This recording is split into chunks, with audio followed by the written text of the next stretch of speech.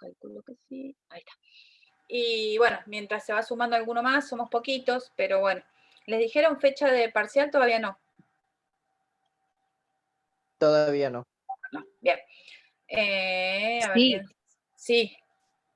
28 o Sofía. 29 era. Es el 29, habían 29. dicho, era Sí, sí, debe ser por la ahí, fecha. 29, 23, 29, Va, 30. Sí. Va a ser oral, seguramente, bueno, como porque son poquitos. Y bueno, ya tienen la experiencia del primero, así que seguramente les va a ir bien. Bueno, cuéntenme si desde que tuvieron clases conmigo, que habíamos visto como una parte de introducción entre los vicios al acto voluntario, los vicios de la voluntad y los vicios del acto jurídico. Ustedes creo que deben haber visto lesión y simulación, ¿verdad? Vimos simulación, pero todavía no vimos lesión. Lesión no, bien. Bueno, nosotros hoy vamos a ver fraude. Yo no sé si han podido leer un poquito de los artículos que son desde el 338 al 342. ¿Alguien leyó? Federico, ahí está, se me sumó Lorena. Yo lo leí Hola, un montón de Lorena. veces. ¿Vos lo leíste un montón de veces? Sí. ¿Y? Me pareció ¿Es bastante fácil? comprensible, pero algunas cositas que fueron quedándome dudas ya lo despejé todo en clase.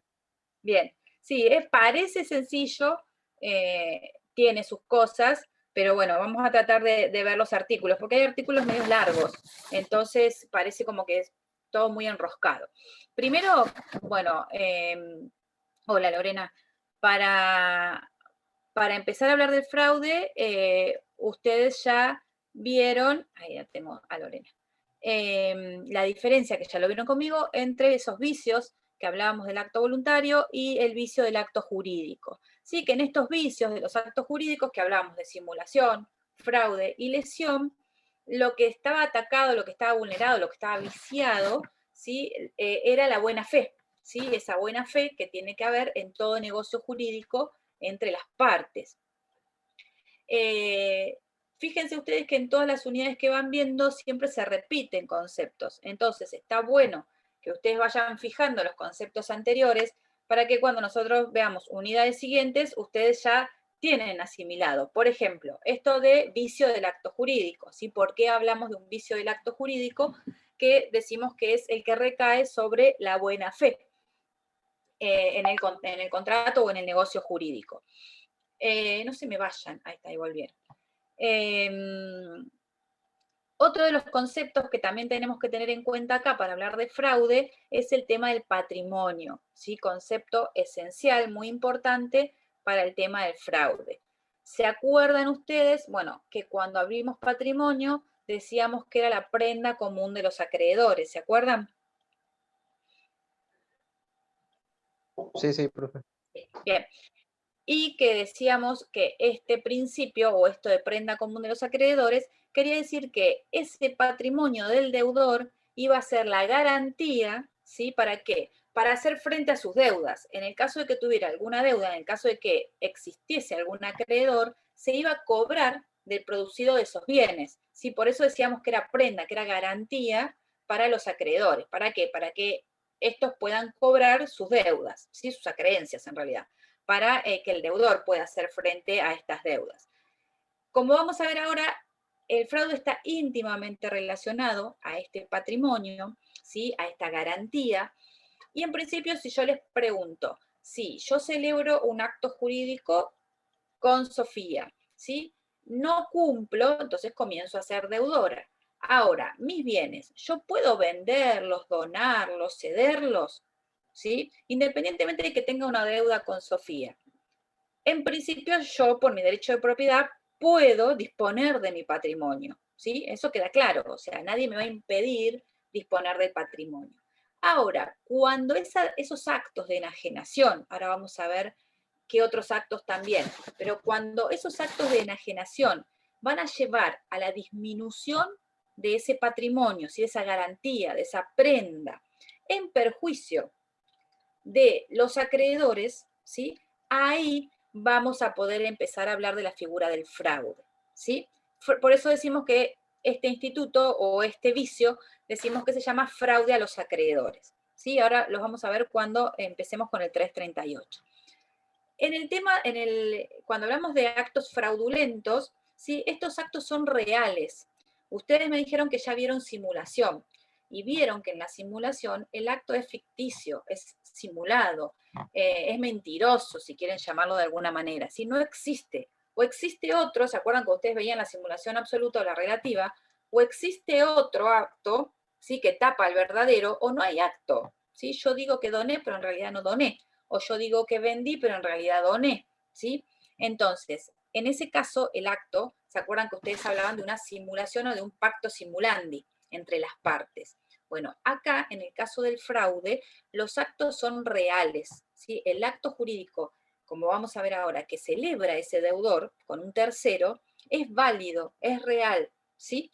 Pero vamos a ver que el efecto es diferente, ¿sí? Es diferente al efecto de la simulación. Entonces, si queremos definir o conceptualizar el fraude, van a ver ustedes que hay distintas acepciones, como todo.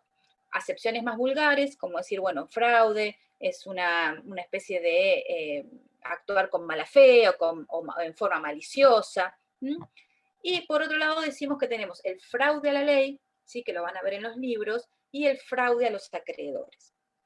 Lo que vamos a ver en esta unidad y a lo que se refieren los artículos del Código del 338 en adelante, es el fraude a los acreedores.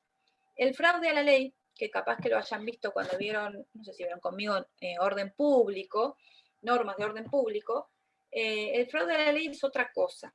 ¿Sí? El fraude a la ley es cuando el sujeto o el individuo sigue la letra de la ley, es decir, cumple con una norma, ¿sí? Pero obtiene un resultado distinto, diferente a la finalidad de esa norma o contrario al espíritu de la ley. El fraude de la ley lo podemos encontrar en el artículo 12, ¿sí? En el segundo párrafo del Código Civil y Comercial, cuando hablamos de orden público, dice orden público, fraude a la ley. Entonces, en estos casos, el acto, o sea, esto a modo de que, no sé si figura en el programa, para que lo sepan, pero hoy tenemos que ver el fraude a los acreedores. Entonces, en el fraude a la ley se sigue la letra de la ley, ¿sí? El acto es permitido, ¿sí? La norma permite la realización de ese acto, pero el sujeto lo realiza en contra al espíritu de la ley, en contra a la finalidad buscada por la ley. Por lo tanto, va a haber una ley, ¿sí? O una norma que es la defraudada. Por ejemplo, en el caso de una locación de servicios, ¿sí? Yo puedo realizar un contrato privado de locación de servicios con otro sujeto, ¿sí? Ahora, si ese contrato es reincidente, o sea, prorrogado muchas veces, a ver, en este caso se puede llegar a violar, porque si es, si el contrato de locación, bueno, se cumple, pero después se vuelve a hacer uno nuevo, y se vuelve a hacer uno nuevo, siempre con las mismas estipulaciones, el mismo valor locativo, o sea, como contraprestación, el mismo trabajo que hace la persona que va a brindar sus servicios. En este caso puede ser, o sea, el contrato de locación de servicios está permitido por la ley, ¿sí? Entonces, no estamos infringiendo o realizando una conducta contraria. Pero puede ocurrir que las partes, a los efectos de contradecir normas laborales, no celebren un verdadero contrato laboral por tiempo determinado, o por tiempo indeterminado, y celebren una locación de servicios. Ustedes me dirán, ¿no es lo mismo? No, no es lo mismo, porque en un contrato laboral hay que cumplir con otros requisitos, ¿sí? Es necesario cumplir con cargas sociales, aportes, ¿sí? Otra serie de requisitos que exige la ley de contrato de trabajo y que no se exigen para una locación de servicios. ¿Se entiende? Lo que yo estoy intentando es, el acto es válido, ¿sí? No es fraudulento, o sea, está permitido por la ley la locación de servicios, pero en realidad estoy vulnerando o la norma defraudada es la ley de contrato de trabajo. ¿Se entiende? Otro caso es el del artículo 2483 del Código, que son disposiciones testamentarias, que son válidas, yo puedo testar, ¿sí? pero a favor de personas inhábiles para suceder, ¿sí? Por ejemplo, entre un curador y la persona que está bajo su curatela. Entonces, en este caso, el testamento es un acto válido, ¿sí? Pero se está contrariando el espíritu, la finalidad de la ley. ¿Sí? Hay un acto o una norma defraudada. Esto para que sepan nada más la diferencia entre el fraude a la ley y el fraude a los acreedores, que es lo que vamos a ver ahora. Entonces, este fraude a los acreedores, acá, si queremos conceptualizar el fraude, que no me olvide de Cristian, ahí estamos, ahí está, el presente, hola Cristian. Entonces, en el caso del fraude, como vicio del acto jurídico, decimos que son todos aquellos actos, ¿sí? Sí, buenas tardes. Tuve que entrar por el teléfono porque por la computadora no se podía entrar. Me parece que hay 2 chicas que no pueden entrar.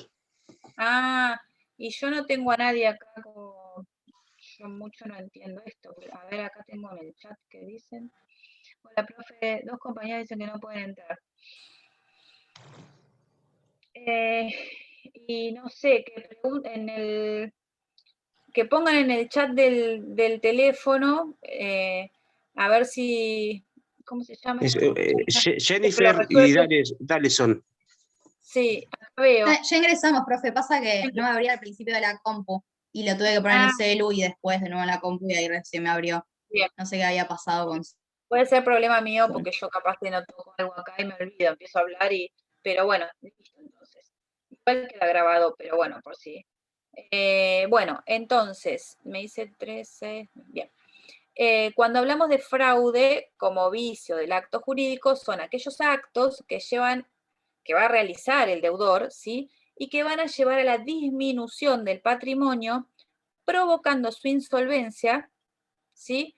O agravando esta insolvencia que ya tenía el deudor, y que impide, ¿sí? O como consecuencia va a impedir que los acreedores puedan satisfacer sus créditos.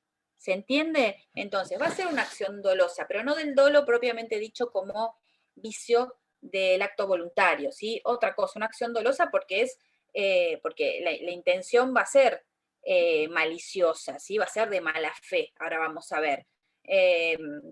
Entonces, hay una intención de generar un daño, ¿sí? Que se comete cuando, mediante la celebración de uno o varios actos jurídicos, que ahora vamos a ver que pueden ser de enajenación, ¿sí? Mediante los cuales yo voy a empobrecer mi patrimonio, ¿sí? Si saco bienes de mi patrimonio, lo empobrezco, ¿sí? Vendo.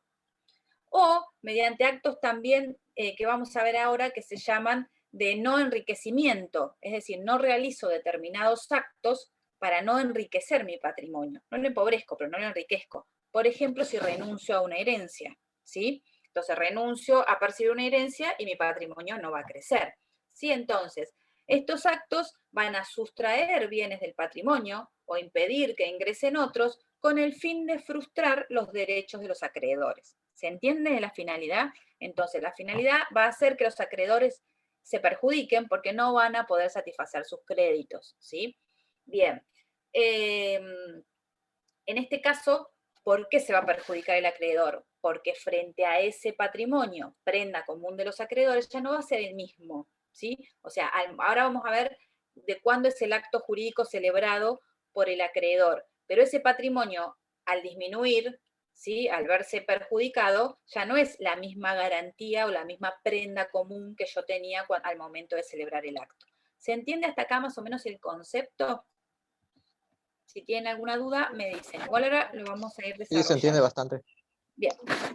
Ustedes para entender, porque no sé si hay alguien que no leyó nada de fraude. ¿Alguien no leyó? No importa si no leyeron, pero porque para explicarles, porque no es difícil, pero tienen que partir... No leí, profe. Va entendiendo bien, ¿eh? Bien, buenísimo. El tema es así, porque ustedes cuando hablaban de simulación, ¿sí? Hablaban de un acto simulado en el cual había 2 partes que se ponían de acuerdo, ¿sí? Para engañar o para celebrar un acto que no era real. Bien, en este caso ustedes tienen que pensar que hay, o sea, se tienen que hacer como un dibujito en la mente y que dicen que hay un acreedor y un deudor, ¿sí? Estos van a celebrar un acto jurídico ¿sí? Por el cual el deudor obviamente no cumple con sus obligaciones y el acreedor tiene una creencia, ¿sí? A su vez, vamos a hablar de un tercero adquirente, ¿sí? ¿Quién es ese tercero adquirente? Es uno que celebra un acto jurídico, este acto jurídico fraudulento, entre el deudor y ese tercero, ¿sí? Ese va a ser el acto jurídico fraudulento, no el que se celebra entre las partes, ¿sí? Válido también, ¿sí? Pero es el que el acreedor intenta impugnar, ¿sí? Porque es el que lo perjudica, ¿se entiende? Entonces tenemos el acreedor y el deudor por un lado, que celebran un acto jurídico el cual el deudor no cumple, por eso es deudor. Y por otro lado tenemos el acto al cual queremos impugnar, que es celebrado entre el deudor y un tercero que se llama adquirente, ¿sí? A lo largo del articulado van a ver también que empiezan a aparecer los subadquirentes, ¿sí? Entonces, ¿quiénes son estos subadquirentes? Son aquellos que van celebrando actos jurídicos en una cadena de transmisiones. ¿Se entiende? Entonces, tengo el deudor que celebra con un adquirente un acto jurídico fraudulento, y después este adquirente va a seguir transmitiendo ese bien, puede o no, ¿no? Pero bueno, puede seguir transmitiéndose bien a otros subadquirentes. ¿Bien? Eso para que les quede claro. Este acto jurídico que nosotros o que el acreedor quiere impugnar, ¿sí? Va a ser el celebrado entre el deudor y el tercero adquirente. Ese es el acto jurídico el cual va a tener que probar, obviamente, el acreedor que quiere impugnar, ¿sí? Quiere revocar para poder satisfacer su crédito. Ahí vamos. El artículo 338, o cuando el código habla de fraude, empieza por el efecto, ¿sí? En vez de dar un concepto o en decir, bueno, los requisitos, empieza estableciendo el concepto, el efecto del fraude. Y habla de la declaración de inoponibilidad. Esto lo van a ver más claro cuando vean ineficacia en la unidad siguiente, o lo van a volver a ver, ¿sí? Ahí van a ver bien los artículos que se refieren a la inoponibilidad, pero lo van a entender porque ustedes ya vieron simulación. Y vieron que el efecto en la simulación es la nulidad. Si bien también lo van a ver en la 29, ustedes vieron que el efecto es la nulidad del acto. ¿Qué querían decir con esto? Que ese acto simulado iba a ser inválido, sin ningún valor, ¿sí? Y las cosas se iban a retrotraer como si el acto nunca hubiese existido, ¿sí? Ustedes decían eso. En el caso del fraude, el efecto, ¿sí? Es la inoponibilidad. La acción es la acción revocatoria o pauliana, la acción judicial. Esto ya lo vimos cuando vimos patrimonio y vimos las acciones individuales. ¿Se acuerdan que vimos la acción muy someramente, la acción revocatoria o pauliana? ¿Qué es la acción de fraude? ¿Sí? Pero el término jurídico es revocatoria o pauliana. En el código habla de acción de inoponibilidad o declaración de inoponibilidad. Es lo mismo. Entonces, todo acreedor podrá solicitar la declaración de inoponibilidad de los actos celebrados por su deudor, ¿sí? En fraude de sus derechos. Y de las renuncias, fíjense acá que yo algo les anticipé, al ejercicio de derechos o facultades con los que hubiera podido mejorar o evitar empeorar su estado de fortuna. Sí, acá más o menos hablamos cuando hablamos del concepto. Entonces, el efecto va a ser la inoponibilidad. ¿Qué quiere decir esto? Que ese acto jurídico no va a ser eficaz con respecto al acreedor que interpone la acción. ¿Sí? El acto va a ser válido, esto les tiene que quedar claro. El acto jurídico que celebra el deudor con el tercero adquirente es válido, ¿sí? Pero no va a surtir efectos con respecto al acreedor perjudicado que inicie la acción, que triunfe en la acción, ¿sí? Entonces, para que el acreedor pueda... A ver, ustedes me dirán, ¿y qué diferencia hay si es o no oponible o inoponible? El tema es que si ese acto jurídico, imagínense que el deudor enajena un bien. Ese bien, supónganse un inmueble, ya no está más en el patrimonio del deudor, está en el patrimonio del adquirente. Entonces, ¿cómo va a ser el acreedor para cobrarse sobre ese bien si ya no lo tiene el deudor? Si el deudor no enajenó el bien, ¿sí? Y tiene una deuda, ¿qué hace el acreedor? Ejecuta, o sea, embarga, subasta y cobra, ¿sí? Bien, ahora, si ese bien ya no está en el patrimonio del deudor, el acreedor no puede hacer eso, O sea, no por lo menos tan sencillamente, ¿sí? Ahora, si ese acto él considera que ha sido un acto de fraude entre el deudor, o sea, el acto ese acto fraudulento sería el del deudor con el tercer adquirente, entonces tiene la posibilidad de accionar mediante la acción revocatoria y pauliana. ¿Sí? Entonces, es el acreedor, si gana, inicia la acción, si triunfa en la acción, es decir, si gana, ¿sí? Si la sentencia le es favorable, va a poder ejecutar ese bien, porque para él ese acto jurídico celebrado entre el deudor y el tercer adquirente es ineficaz, es inoponible, ¿sí? Ese acto no va a surtir efectos con respecto a ese acreedor. ¿Se entiende? Entonces, es distinto al tema de la simulación. Si ustedes primero que hablaban de nulidad, y cuando hablan de nulidad, la nulidad es erga omnes, ¿sí? Si el acto era nulo, era inválido para todos. En este caso del fraude, el efecto es solamente con respecto al acreedor que interpone la acción y que triunfa, ¿sí? Entonces, entre las partes, ¿sí? Entre el deudor y el adquirente, es el deudor y el adquirente al cual, supónganse, le vende el inmueble, y frente a todos los terceros, el acto va a seguir siendo válido y eficaz, ¿sí? Frente al acreedor perjudicado que inicia la acción y triunfa, el acto va a ser inoponible. ¿Se entiende hasta acá? ¿Cuál es el efecto?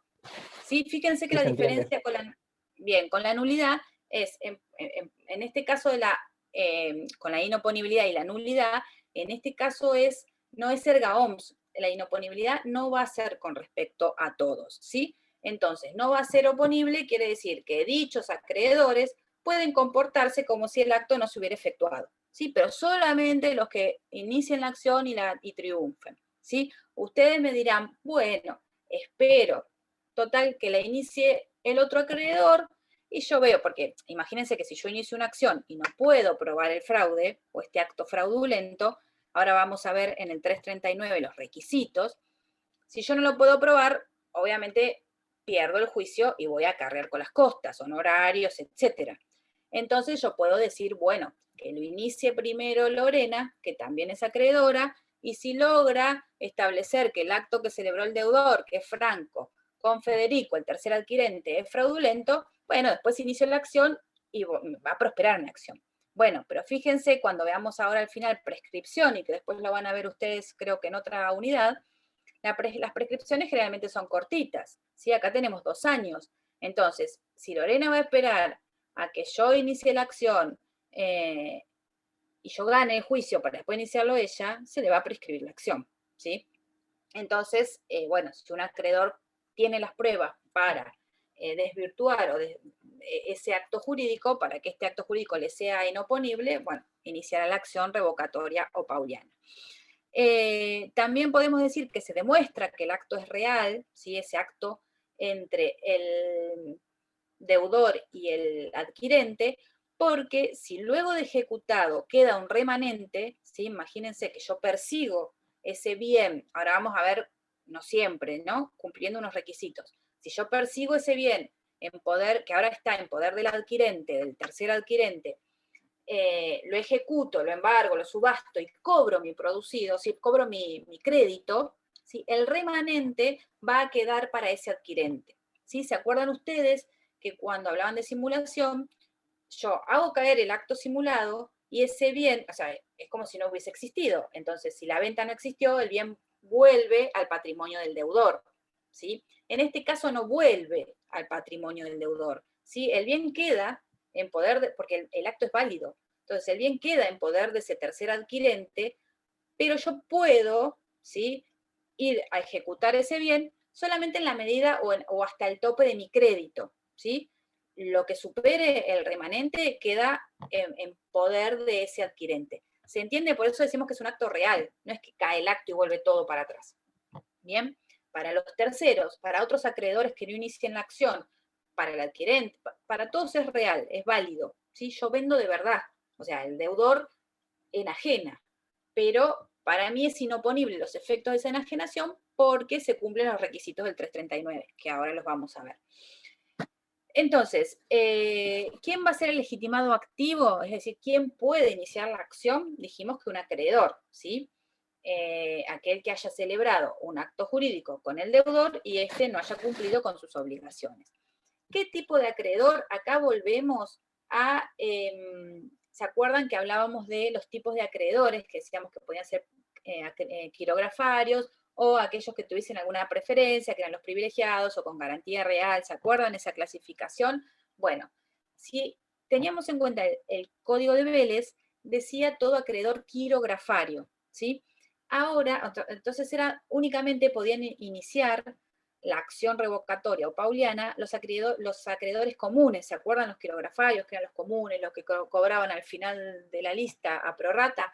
Bueno, en el Código Civil y Comercial vigente dice todo acreedor, ¿sí? Entonces, por lo tanto, cualquier acreedor, tenga o no una preferencia, puede ser legitimado activo para iniciar la acción revocatoria o pauliana, ¿sí?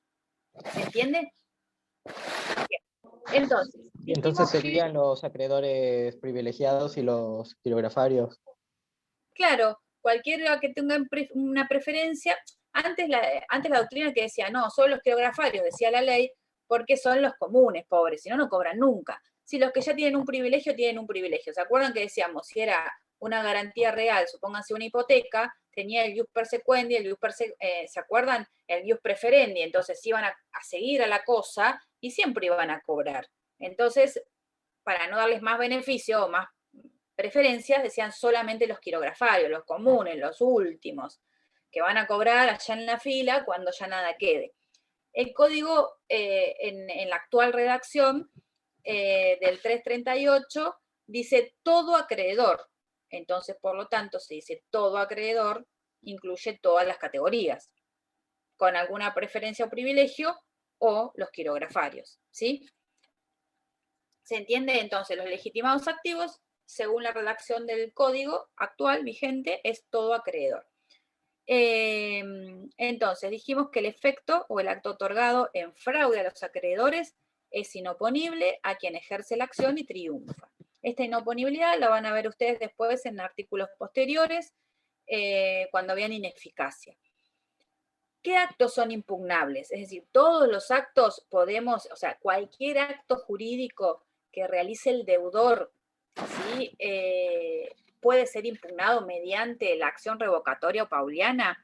Bueno, no. En principio son negocios jurídicos bilaterales o unilaterales. Eso no hay problema. Tienen que ser negocios jurídicos válidos, ¿sí? Si son nulos, en este caso, van a ser susceptibles de ser declarados, o sea, de aplicarse la acción de nulidad, ¿sí? Entonces, la nulidad va a absorber la inoponibilidad y porque es una sanción más severa, ¿sí? Si el acto es nulo, por simulación, supónganse, o sea, por otro vicio, en este caso se va a aplicar la nulidad, es más severo porque el acto es como si no existió para nadie. Entonces, tiene que ser un acto válido. En este caso hablamos de actos reales. Son actos de disposición y no de administración del patrimonio. Ustedes saben, creo que ya lo vimos, cuál es la diferencia. Los actos de disposición van a disminuir mi patrimonio, o sea, lo modifican. Yo vendo, independientemente de que, como van a ver, hay que probar, ahora vamos a ver que el perjuicio es la insolvencia, ¿sí? Este empobrecimiento del patrimonio. Si yo hice una permuta, pónganse, salió de mi patrimonio una casa, pero ingresó otra, en ese caso no hay modificación del patrimonio, ¿sí? Entonces, en ese caso no puedo decir, ay, ese acto fue fraudulento en perjuicio de mi acreencia, ¿sí? Porque el juez va a decir, no, ¿cuál fue el fraude? Si el señor sacó una casa y entró por el mismo valor un departamento. O sea, no hay disminución de patrimonio, no hay insolvencia ni agravamiento, ¿sí?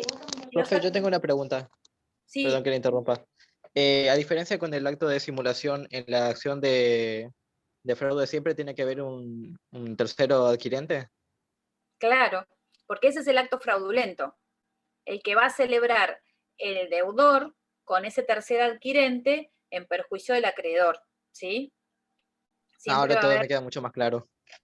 Por eso yo les dije al principio, tienen que hacerse la idea de que está el acreedor y el deudor, que es un acto, si supónganse A y B, no sé, y después hay un tercer adquirente, que es el que celebra el acto fraudulento entre el deudor y ese tercero, ¿sí? Le vende la casa, supónganse, o varios actos, no sé, o varios terceros, o sea, varios terceros adquirentes o subadquirentes, porque a su vez esa casa se la transmitieron a otro, ¿sí? Por eso les dije que tienen que hacerse esa idea, porque si no ustedes me dicen, pero el acto, si yo celebré un acto, ¿cómo va a ser fraude? No, es un tercer acto, es un tercer adquirente, que ahora vamos a ver qué requisitos tiene que tener para que yo pueda ir contra esa persona o contra el bien que tiene esa persona, ¿sí? Si no sería un caos también. Si yo celebro un acto jurídico con Rosario y después ella transmite el bien a Jennifer y yo digo, no, fue fraudulento y no puedo probar los requisitos del 339, sería un caos porque cada vez que uno vende estaría pensando que el vendedor anterior o un deudor que yo tengo va a decir esto es, un acreedor, esto es fraudulento, eso sería un caos jurídico. Entonces, por eso la ley va a exigir requisitos que va a tener que probar el acreedor y algunos puede que se invierta la carga de la prueba. Entonces, los actos de disposición, porque si son actos de administración, ¿sí? Acá no se ve modificado el patrimonio. Supónganse que si yo tengo un inmueble y lo alquilo, o un campo y lo arriendo, en ese caso es un acto de administración, no veo perjudicado mi patrimonio. Entonces, sobre esos actos no pueden ser objeto de una acción de revocatoria pauliana. No puedo decir, fue en perjuicio del acreedor el alquiler del campo, ¿sí? Bueno, entonces, como dijimos, pueden ser ya sea tanto esos actos que van a empobrecer el patrimonio o aquellos actos que no lo enriquezcan. Por ejemplo, la renuncia a una herencia. Vieron que yo les decía, en este caso, esa renuncia hubiese permitido que el patrimonio mejore, ¿sí? Que el patrimonio crezca. Entonces, si yo renuncio a una indemnización laboral, ¿sí? La renuncio. Entonces, eso también se puede tomar como un fraude a los acreedores, ¿sí? Siempre se va a referir sobre derechos patrimoniales, ¿sí? Derechos o intereses patrimoniales, y no sobre extrapatrimoniales, ¿sí? La acción revocatoria no va a recaer sobre negocios jurídicos que refieran a derechos extrapatrimoniales, o a derechos o a actos jurídicos que puedan tener un contenido patrimonial, pero que sean intuito personae, ¿sí?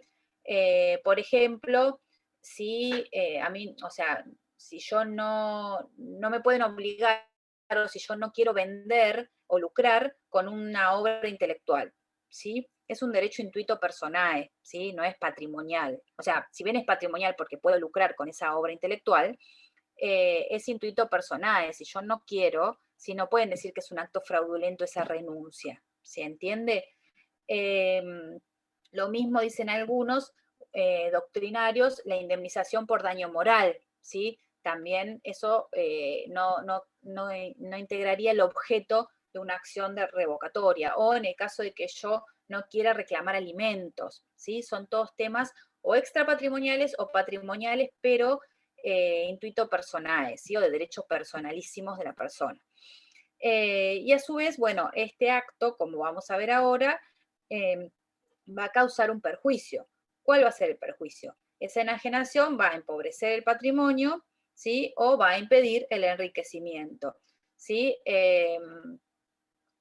¿Cuál es el perjuicio? Ustedes me dicen, bueno, ¿cuál es el perjuicio? Que la garantía, otra vez el patrimonio, la garantía común que tuvo en vista ese acreedor cuando celebró el contrato con el deudor, se modificó, ¿sí? Empeoró, ¿sí? Entonces, ese es el perjuicio que vamos a ver ahora se repite en el 339. Hasta acá entonces se entiende, ¿sí? Más o menos, más o menos no, ¿cuál es el efecto de esta acción revocatoria o pauliana? Que es la inoponibilidad, ¿sí? Y que el acto es válido, ¿sí? El acto va a ser válido entre el deudor y el tercer adquirente, e incluso entre los subadquirentes posteriores, también va a ser válido. Ahora, si yo logro ganar esa acción, ¿sí? Si yo logro ganar el juicio de la acción revocatoria pauliana, siendo un acreedor y cumpliendo ahora con los requisitos de procedencia que vamos a ver en el 339, en ese caso yo ese acto no va a ser oponible, ¿sí? Eso no va a tener efectos con respecto a mí, pero sí con respecto al resto. Bien. Entonces, para que prospere esta acción, el acreedor tiene que cumplir o tienen que darse ciertos requisitos que surgen del artículo 339, ¿sí? Estos requisitos llamados requisitos de procedencia. La primera dice que el crédito sea de causa anterior al acto impugnado. ¿Por qué? Como dijimos recién, ese crédito, o sea, ese acto celebrado entre el deudor y el acreedor, ¿sí? Tiene que ser anterior al acto que se pretende impugnar. ¿Por qué? Porque si es posterior, a ver, mediante este acto que yo quiero que se impugne, ¿sí? que me sea inoponible, si yo soy el acreedor, se va a empobrecer el patrimonio, ¿sí? Dijimos. Este acto, como vamos a ver ahora en el otro requisito, va a insolventar o agravar la insolvencia del deudor. Si yo celebro un acto jurídico con el deudor luego de ese acto que empobreció el patrimonio, la prenda común mía, o sea, la garantía de ese patrimonio, ya estaba empobrecido. ¿Se entiende? Distinto es que yo tenga en cuenta esa solvencia que tiene el deudor. Si yo diga, bueno, si tiene, supónganse, no sé, un inmueble o tiene 3 departamentos que le dan una renta y no sé, supónganse un negocio o un fondo de comercio que también de ahí tiene una renta, bueno, está bien, sí, le vendo mi casa en cuotas porque me va a poder pagar. Ahora, si después de ese acto que yo celebro con el deudor empieza a no pagar y yo me descubro o puedo darme cuenta que vendió los 3 departamentos o que le donó, pónganse, no sé, a sus hijos los 3 departamentos o que el fondo de comercio lo vendió, lo transfirió, lo regaló, ¿sí? No sé, hizo algo con ese fondo de comercio. Entonces ya no tiene, o sea, el patrimonio disminuyó, entonces yo ahí sí puedo, o sea, es un acto, el mío es anterior, ¿sí? Entonces ahí sí puedo plantear que ese acto por el cual se insolventó el deudor me es inoponible a mí y me perjudica como acreedor. ¿Se entiende por qué decimos que el acto tiene que ser anterior? El acto celebrado, o sea, que el crédito sea de causa anterior al acto impugnado. El acto celebrado entre el deudor y el acreedor tiene que ser anterior a ese acto impugnado por medio del cual se va a insolventar o agravar la insolvencia. ¿Se entiende? Sí, profe. Y te hago una pregunta. ¿Y el deudor cuando fallece, el acreedor entra en sucesión también? Claro, sí, sí. Bien. Cuando se publican edictos, porque bueno, si es un sucesor legítimo, un heredero legítimo, va a saber seguramente que esta persona falleció. Pero los acreedores Sería transmisible. Claro, se enteran con la publicación de edictos, ¿sí? Y ahí se van a presentar a hacer valer sus derechos en la sucesión. Bien, entonces, que el acto o que el crédito sea de causa anterior al acto impugnado, ¿sí? Sea de fecha anterior, ¿sí? Ese crédito que yo tengo. A ver, creo que queda claro, si el deudor ya era insolvente, ya no tenía bienes, y yo celebro un acto jurídico, después no voy a decir, no, pero era insolvente, ¿sí? Porque yo ya sabía cuál era la garantía de en cuanto a patrimonio de ese deudor, ¿sí? En cambio, si tiene una garantía y después insolventa, yo celebro el acto y después insolventa, ahí sí puedo decir, no, esos actos son en perjuicio de mi crédito. También dice que el acto haya causado o agravado la insolvencia del deudor. Bueno, en este caso es el perjuicio, es lo que venimos hablando hasta ahora, ¿sí? Como se pone en riesgo esa garantía de los acreedores, que es el patrimonio, ¿sí? Este es el perjuicio que se le causa al acreedor, ¿sí? Entonces, yo acreedor debo acreditar que, o sea, la enajenación de esos bienes, ¿sí? Y que esa enajenación, llámesele acto de disposición, renuncia a una herencia, renuncia a una indemnización, todos los actos objeto del juicio que vimos, causó la insolvencia o la agravó, ¿sí? Si ese acto no perjudicó en lo más mínimo el patrimonio del deudor, no va a prosperar la acción, ¿sí? Tiene que estar este perjuicio, ¿sí? Cuando hablamos de insolvencia, la mayoría de los autores considera que no es la misma insolvencia a la cual nos referimos en la quiebra o en los concursos, ¿sí? En materia concursal. En este caso, creo que lo vimos cuando vimos acciones colectivas. Yo les decía que cuando hablamos de concurso de la quiebra, hablamos de una insolvencia y hablamos de un estado de cesación de pago, ¿sí? En el caso del concurso o la quiebra, el deudor puede tener bienes, pero no tiene liquidez, ¿sí? Puede tener, supónganse, 5 o 6 departamentos, pero que están arruinados y no los puede alquilar. Entonces, no puede hacer frente a sus obligaciones porque no tiene liquidez. En el caso del fraude, lo que dicen los autores es que acá hay un desequilibrio, ¿sí? Entre el activo y el pasivo del deudor. ¿Está viendo? Se me conecta gente y no sé si está... Bueno, después volvemos a ver el tema de la asistencia. Entonces, hay un desequilibrio en el caso del fraude, cuando hablamos de insolvencia, hay un desequilibrio entre el activo y el pasivo del deudor, ¿sí? Como no hay activo, ¿sí? O hay poco, el acreedor no puede ejecutar los bienes, si no tiene bienes para cobrarse su crédito, ¿se entiende? Entonces, en este caso, no hablamos de una falta de liquidez, sino que hablamos de una falta de patrimonio, ¿sí? De una insolvencia o un agravamiento de esta insolvencia. Y el último de los incisos dice que quien contrató con el deudor a título oneroso, ¿sí? Haya conocido o debido conocer que el acto provocaba o agravaba la insolvencia. ¿Quién es el que contrató con el deudor? Ese tercer adquirente que yo les decía, ¿sí? Esta otra pata que aparece en este acto fraudulento, ¿sí? Entonces, deudor, acreedor, y el que contrató con el deudor es el tercer adquirente. ¿Y qué nos dice la ley?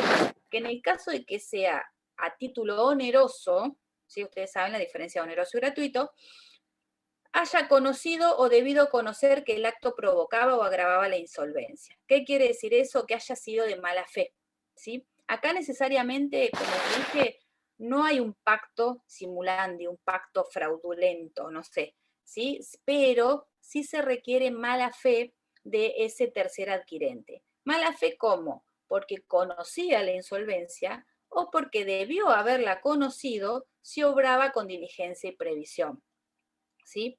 Entonces, no solamente porque, o porque sabía que la persona era insolvente, igual o le compró la casa, supónganse, o porque debió haberlo sabido, debió haber conocido ese estado de insolvencia y que con este acto agravaba más la insolvencia, ¿sí? Ustedes me dirán, bueno, ¿y cómo? Y yo puedo probar, por ejemplo, que el deudor, no sé, supónganse, figuraba en el veraz, tenía un montón de juicios o de ejecuciones por, no sé, ejecuciones de pagaré o de cheques en contra, o porque tenía cheques rebotados en el banco, ¿sí? Si sacamos un estado de, ahí tiene un nombre, bueno, bancaria. Entonces, ahí pudo, si hubiese obrado con diligencia, pudo haber conocido que este deudor era insolvente o que con este acto agravaba su insolvencia, ¿sí? Entonces, en el caso de que se trate del tercer adquirente, si cuando es a título oneroso, tiene que haber conocido o debido conocer que el acto provocaba o agravaba la insolvencia del deudor. Bueno, insolvencia ya lo dijimos y cesación de pago. Ustedes me dirán, bueno, ¿qué tiene que ver este tercer adquirente en todo esto? ¿Sí? Porque ¿qué importa si tuvo mala fe, si fue a título oneroso? Tiene que ver porque, como yo les decía al principio, el acreedor, ¿qué tiene que hacer? El deudor tiene un bien, el deudor no le paga, el acreedor embarga, ejecuta, subasta, cobra su producido. Ahora ese bien no está más, ya no lo tiene el deudor. Ustedes díganme si hasta acá me siguen. Si me siguen todo este cuentito, después cuando lean los artículos lo van a entender. Entonces, este deudor enajenó ese bien, supónganse que era un solo bien, lo enajenó al tercer adquirente. ¿El acreedor puede ejecutar ese bien de ese tercer adquirente? Y primero tiene que iniciar la acción de revocación. Bien. Cuando nosotros iniciamos la acción revocatorio pauliana, decimos que hay un litisconsorcio pasivo necesario. ¿Qué quiere decir esto? Que el legitimado pasivo van a ser todos en esa cadena de transmisiones, ¿sí? Entonces, si yo voy a demandar a todos, porque para mí yo considero que ese acto es ineficaz, ¿sí? No es oponible, entonces voy a demandar a todos los de la cadena, ¿sí? Adquirente y subadquirentes. Pero ¿cuándo voy a poder, cuándo va a proceder la acción? En virtud de este artículo, ¿sí? Del inciso C, decimos que si es a título oneroso, ¿sí? Y de mala fe, ¿sí? En virtud del 339, inciso C, que nos dice que como requisito para que proceda la acción, es decir, para que el juez diga, sí, usted tiene razón, ese adquirente, si es oneroso, ¿sí? ¿Saben lo que es oneroso? Que pagó una contraprestación por ese acto jurídico, tiene que ser de mala fe. ¿Mm?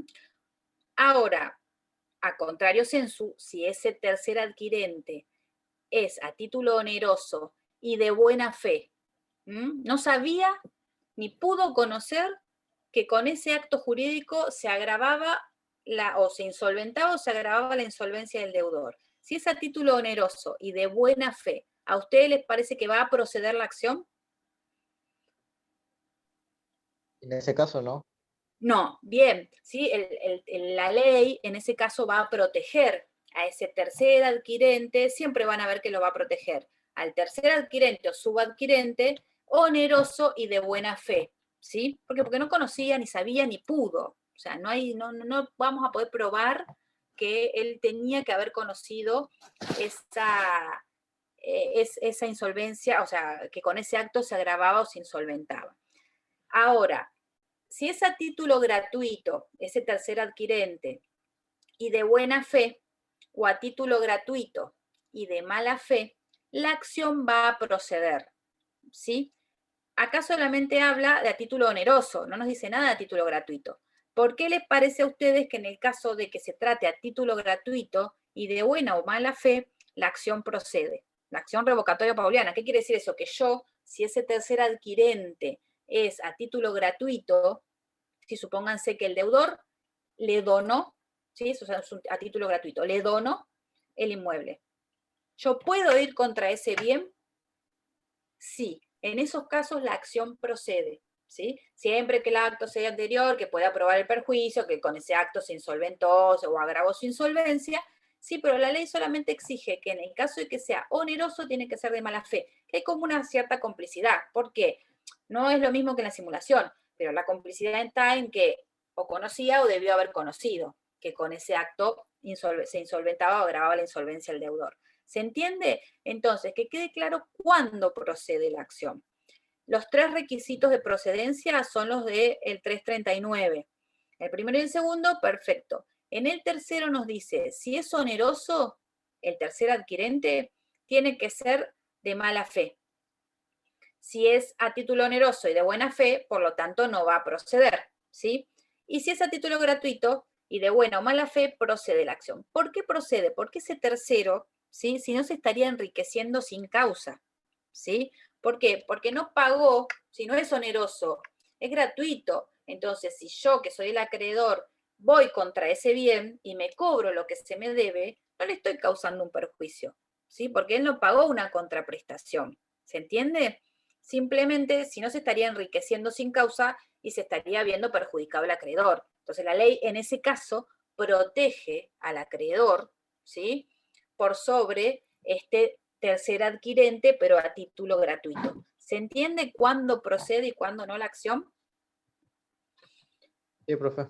Bien, perfecto. El resto no sé si me entiende o no entiende nada, pero bueno, hagamos una cosa. Ustedes lo van a leer, los que no leyeron. Sí, pero ¿cómo está? Gracias. Y si no, cualquier cosa, me mandan un WhatsApp y me preguntan. Bien, el 340, que es un artículo largo, que también está medio como embarullado, tiene muchas cosas. La primera parte dice, dice, efecto frente a terceros, deber de indemnizar. En este artículo 340 vamos a ver en la segunda parte, no en el primer párrafo, que se transforman los efectos de la inoponibilidad por la obligación de indemnizar ¿sí? En aquellos casos en que es imposible ejecutar el bien que fue objeto de este acto fraudulento. Supónganse que el acto fraudulento entre el deudor y el adquirente, el tercer adquirente. Pero a su vez puede ocurrir que haya en esta cadena de transmisiones un adquirente o subadquirente de buena fe y a título oneroso. Y dijimos que contra ese no podemos ejercer la acción. Entonces se pierde la posibilidad de ejercer la acción sobre ese bien. Tampoco en el caso de que se hubiera, supóngase, perdido el bien, ¿sí? Por ejemplo, ahora vamos a ver un ejemplo de esto, en donde el bien no está, ¿sí? Entonces, ¿qué hacemos? ¿Qué hace el acreedor? Si no tiene bien, ¿qué va a ejecutar? No lo tiene ni el deudor, ni el tercer adquirente, ni los subadquirentes. Entonces, acá el 340 lo que va a transformar, ¿sí? Es esa posibilidad de ejecución del bien por una responsabilidad civil, ¿sí? O una indemnización. Vamos a ver cuándo procede y quién va a tener que cumplir con esa indemnización, ¿sí? La primera parte dice, el fraude no puede oponerse a los acreedores del... pensé que me hablaban. El fraude no puede oponerse a los acreedores del adquirente que de buena fe hayan ejecutado los bienes comprendidos en el acto. ¿Qué quiere decir esta partecita? Es cuando el adquirente, si ese que contrató con el deudor, tenga a su vez acreedores de buena fe, ¿sí? ¿Se entiende el supuesto? O sea, el deudor contrata con un tercer adquirente, le vende la casa y a su vez ese adquirente tiene acreedores, es deudor de otros acreedores de buena fe. Si esos acreedores ejecutaron el bien, yo no voy a poder ir contra esos acreedores, ¿sí? ¿Por qué? Porque ellos tenían derecho a cobrar. Entonces, no es una transmisión de actos con respecto al acto fraudulento, sino que ellos ejecutaron y cobraron. Ese es uno de los casos en los cuales el bien se pierde, ¿sí? ¿Por qué? No es que se pierde, que desaparece, sino porque los acreedores de ese adquirente lo ejecutaron. Entonces el bien ya no está, ¿bien? Entonces, en ese caso, la acción frente a estos acreedores del adquirente de buena fe, que ejecutaron ese bien que era el que transmitió el deudor, en ese caso no puede oponerse este fraude a esos acreedores. Eso es lo que establece la primera parte del 340. Y después, en el resto del artículo, habla de estos supuestos que yo les decía. Es decir, supuestos en donde, si la acción no prospera, ¿sí? Entonces, ¿qué hace? Ya sea porque hay transmisiones de buena fe y a título oneroso, o porque el bien se perdió de cualquier modo, por ejemplo de que lo ejecutaron los acreedores de ese adquirente. Entonces, el acreedor perjudicado, ¿qué hace? Si no tengo el bien, puede demandar al adquirente y a los subadquirentes, quienes van a responder, ¿sí? Quienes van a responder en virtud de una responsabilidad civil de manera solidaria por daños y perjuicios ocasionados al acreedor. ¿Qué se requiere para que pueda yo reclamarles y que respondan? Que el adquirente o los subadquirentes sean de mala fe, ¿sí? O sea, de mala fe, de vuelta, ese accionar doloso que conocían o debían conocer este acto fraudulento, ¿sí? Entonces, si la acción no prospera, el acreedor perjudicado con respecto a estos adquirentes o subadquirentes de mala fe puede demandar, ¿sí? Daños y perjuicios. ¿Se entiende? Estos daños y perjuicios, estos van a responder en forma solidaria. ¿Qué quiere decir esto? Sí, se entiende bien, perfecto. Yo no leo el chat. Que todos van a responder por el total de esos daños y perjuicios, ¿sí? En forma solidaria, todos por el todo. Después, subadquirente, adquirente, deudor, si hay acciones de repetición, si en realidad yo te reclamo, eso es otro tema. Acá lo que estamos viendo es cómo influye o qué efectos tiene ese acto fraudulento con respecto al acreedor perjudicado. Entonces, en los casos en que el adquirente y subadquirente sean de mala fe, ¿sí? No importa si es a título gratuito u oneroso, no importa, tiene que haber mala fe. En el caso de que sean de mala fe, el acreedor, o sea, van a responder de manera solidaria por los daños y perjuicios que se le hubiera ocasionado al acreedor. Como vamos a ver después, estos daños y perjuicios incluyen todo, ¿sí? Incluyen el capital, los intereses, las costas del juicio, ¿sí? todos los daños y perjuicios que se le hubiesen ocasionado. En el caso de que el adquirente y los subadquirentes fueran de buena fe, ¿sí? Pero a título gratuito, ¿sí? Recuerden que arriba dijimos mala fe, gratuito u oneroso, no importa, pero el código nos dice mala fe, ¿sí? Dice, el subadquirente de mala fe, quien contrató de mala fe con el deudor, responden solidariamente por los daños causados al acreedor que ejerció la acción, ¿sí?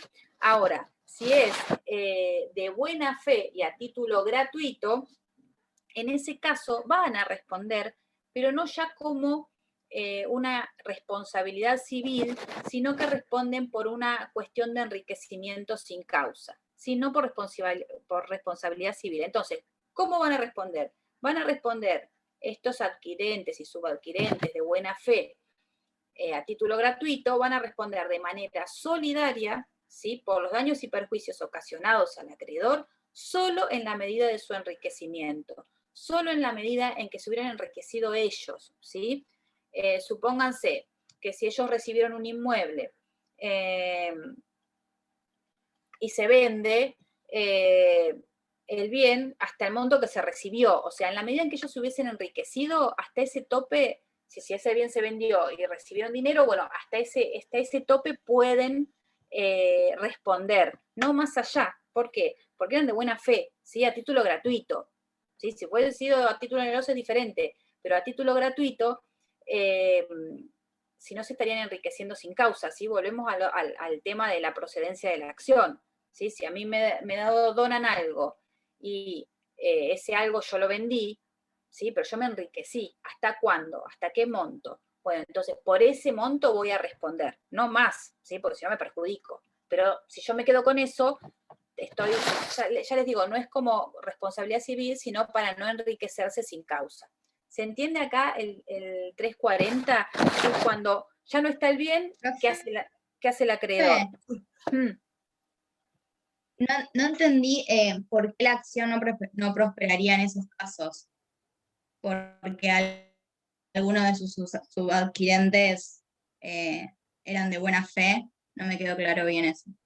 Claro, una cosa es que proceda o no la acción y prospere, ¿sí? La acción revocatoria, en los casos de que sea a título gratuito, ¿sí? De buena fe o de mala fe, va a prosperar. ¿Por qué? Porque si no el tercero, el adquirente, se va a quedar con algo, ¿sí? Que lo recibió en forma gratuita. Entonces se va a enriquecer sin causa con ese bien. Entonces yo puedo, cuando prospera la acción, puedo ejecutar el bien, ¿sí? En la medida de mi crédito siempre, si hay un remanente queda a favor del adquirente, puedo ejecutar el bien del el adquirente o el subadquirente a título gratuito de buena o de mala fe, ¿sí? Entonces, ¿por qué? Para que se compense, ¿qué dice la ley?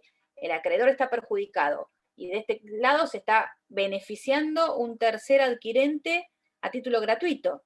Entonces, no, que no se perjudique al acreedor y si se beneficia o no al tercer adquirente a título gratuito, bueno, si no, no se lo perjudica porque fue a título gratuito, ¿sí? En el caso de título oneroso y de buena fe, yo no conocía o no podía llegar a conocer si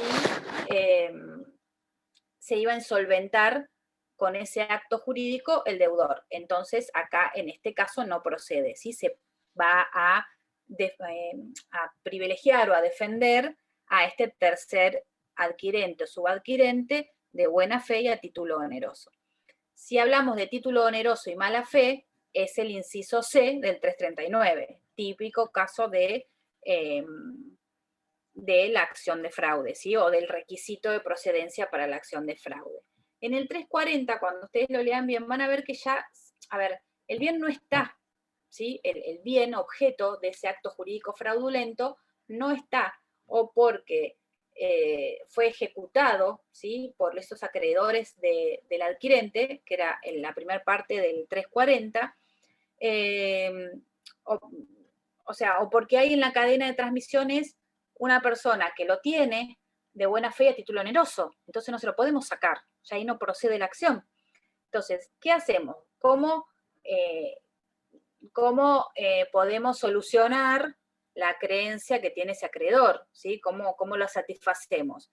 Mediante una indemnización, ¿sí? Entonces, ¿qué dice la ley? Si el accionar fue doloso, si hubo mala fe de cualquiera de esos adquirentes o subadquirentes, tienen que responder, ¿sí? Con respecto al acreedor, ¿sí? En forma solidaria, todos. ¿Por qué? Porque conocían, sabían, ¿sí? O pudieron haber sabido de la existencia de ese acto fraudulento, o sea, de que eso iba a, o sea, que eso iba a causarle la insolvencia o agravarle la insolvencia al deudor. Entonces, muchas veces es difícil, hay cuestiones de prueba que son difíciles, ¿sí? Incluso en algunos casos, a ver, en estos casos de los subadquirentes, esa complicidad o esa mala fe, más que complicidad, maliciosidad, se presume, va a ser el tercer adquirente el que va a tener que probar que no sabía, ¿sí? Que no pudo haber sabido que ese acto podía causar la insolvencia o agravar la insolvencia del deudor. Entonces, en el caso de que haya mala fe, en ese caso la ley que dice, bueno, todos responden de manera solidaria por los daños y perjuicios que tuvo este acreedor, que no puede cobrar del producido del bien porque el bien ya no está. Por una cuestión legal, porque otro acreedor de un adquirente se lo llevó, se lo ejecutó. Bien. Claro, pero en gracias. el caso, no me ha quedado claro el tema de que el bien no estaba, como me había perdido en ese sentido. Creo que no está, Gracias. entonces, ¿qué hacemos? La ley transforma esa inoponibilidad en una obligación de indemnizar, ¿sí?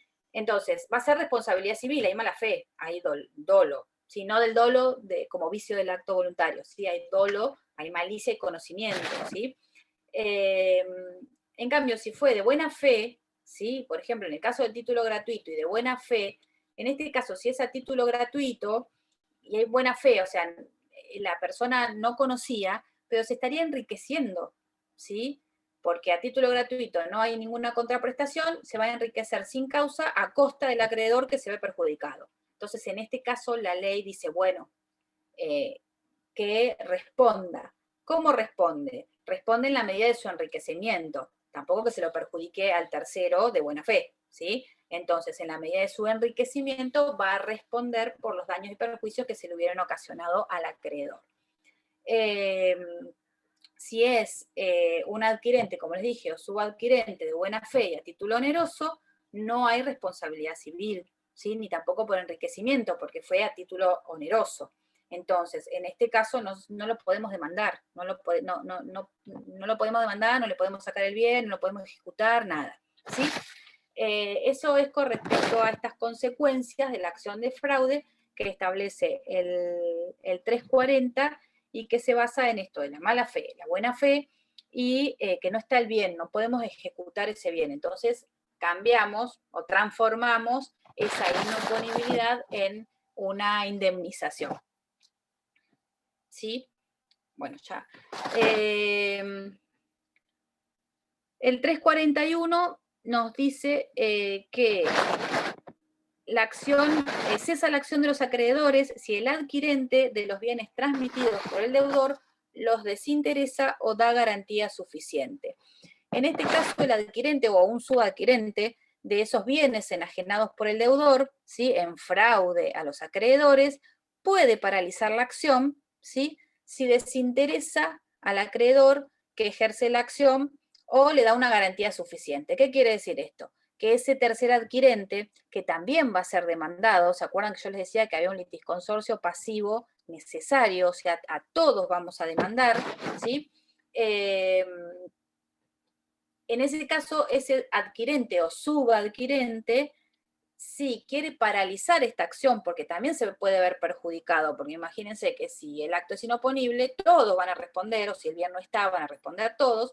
Entonces, ese tercer adquirente o subadquirente puede detener, puede frenar, puede hacer que cese esta acción si desinteresa, es decir, si paga, ¿sí? Al interesado, al acreedor, lo que se le debe, o si le otorga garantías suficientes de que va a cumplir con ese pago, ¿sí? Con esa deuda que tenía el deudor.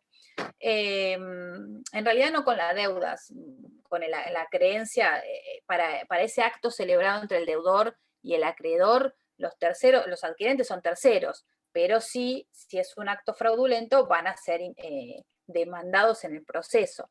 Entonces, como esa sentencia va a poder perjudicar los derechos también de los adquirentes o de los subadquirentes, entonces pueden ofrecer el pago al cual no se puede rehusar el acreedor, ¿sí? Y acá lo que yo les decía, tiene que el pago o la garantía de ese tercero, adquirente o subadquirente, para que pueda paralizar la acción, tiene que cubrir el capital, los accesorios, los gastos del juicio, intereses, todo, ¿sí? En ese caso se va a paralizar la acción judicial revocatoria o pauliana. Esto es sencillo. Y el 342, la declaración de inoponibilidad se pronuncia exclusivamente en interés de los acreedores que la promueven y hasta el importe de sus respectivos créditos. Esto ya lo vimos, ¿sí? Que es como el efecto propio de la inoponibilidad, que solo va a aprovechar, solo va a beneficiar, ¿sí?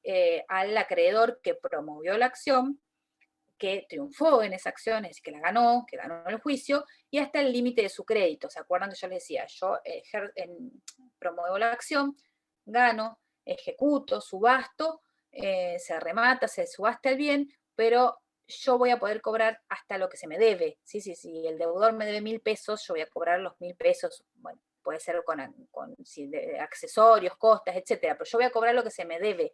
Si queda un remanente, va a quedar en beneficio de ese adquirente, del que tenía el bien, ¿sí?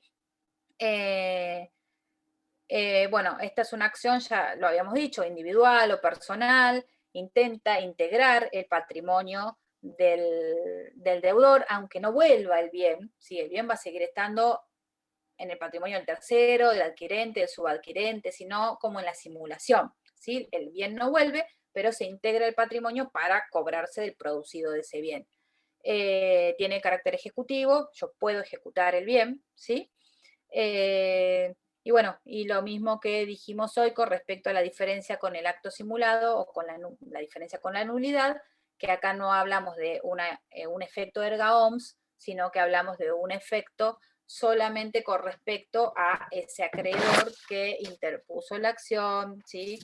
Que triunfó contra ese acreedor, ese acto fraudulento va a ser ineficaz. Bueno, litisconsorcio, ya les dije, es un término procesal, pero litisconsorcio pasivo necesario, en donde voy a demandar a todos, al deudor, al adquirente y a los subadquirentes, a todos. Recuerden que si hay uno de buena fe a título oneroso, ya ahí no podemos ir en contra del bien, ya la cadena esa de transmisiones ya se corta. Pero bueno, este es un supuesto de integración obligatoria de la litis. O sea, el juez, si no, de oficio puede ser que diga, bueno, a ver, ¿hay algún otro subadquirente? Bueno, también que se lo cite como parte interesada, como parte necesaria en el proceso. Prescripción de la acción, es decir, no es que cuando yo quiero inicio la acción revocatoria pauliana.